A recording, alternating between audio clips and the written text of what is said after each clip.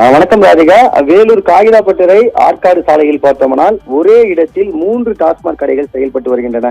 இந்த 3 டாஸ்மாக் கடைகளால் அந்த பகுதியில் இருக்கக்கூடிய பொதுமக்கள் கடுமையாக பாதிக்கப்பட்டு வருகின்றனர். இது தொடர்பாக மாவட்ட நிர்வாகத்திடம் பலமுறை கோரிக்கையும் வைத்திருக்கின்றனர். ஏனென்றால் ஒரே இடத்தில் 3 டாஸ்மாக் கடை செயல்படுவதன் காரணமாக இந்த பகுதிக்கு அதிகமான மது பிரியர்கள் வருகின்றனர். இதனால் போக்குவரத்து நெரிசல் ஏற்படுகின்றது. அது மட்டும் இல்லாமல் பல பிரச்சனைகள் ஏற்படுகின்றது, தகராறு ஏற்படுகின்றது என்று தொடர்ந்து பொதுமக்கள் புகார் தெரிவித்து வருகின்றனர். மேலும் இது தொடர்பான செய்தியும் நம் சத்தியம் தொலைக்காட்சியில் ஒளிபரப்பியிருந்தோம். ஏனென்றால் இந்த பகுதியில் அரசு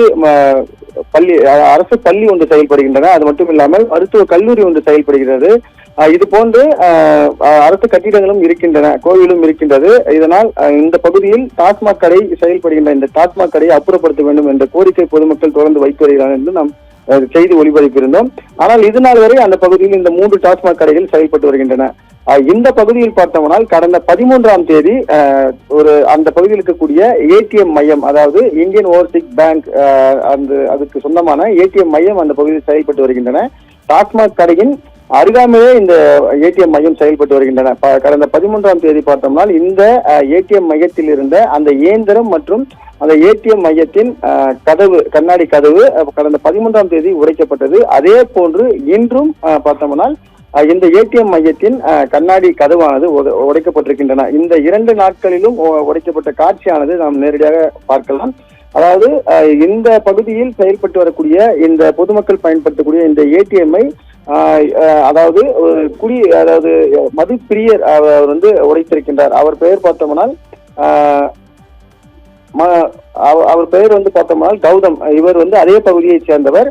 இவர் மது குடித்துவிட்டு அந்த மது பாட்டிலை கொண்டு அந்த ஏடிஎம் மையத்தின் கண்ணாடி கதவை உடைத்திருக்கின்றார். இது தொடர்பாக வேலூர் வடக்கு காவல்துறையினர் வழக்கு பதிவு செய்து கௌதமை கைது செய்து தொடர்ந்து விசாரணை மேற்கொண்டு வருகின்றனர். அந்த பகுதியில் தொடர்ந்து இது போன்ற பிரச்சனைகள் அதிகமாக நடைபெறுகிறது. இதற்கான காரணமே பார்த்தோம்னால் இந்த 3 மதுக்கடைகள் அருகாமையில் செயல்படுவதுதான். ஆகவே தங்கள் பகுதியில் செயல்படக்கூடிய இந்த 3 மதுபான கடைகளில் அது எண்ணிக்கையானது குறைக்க வேண்டும். அது மட்டும் இல்லாமல் தங்கள் பகுதியில் பள்ளி மாணவர்கள், கல்லூரி மாணவர்கள் அதிக பேர் இருக்கின்றார்கள்.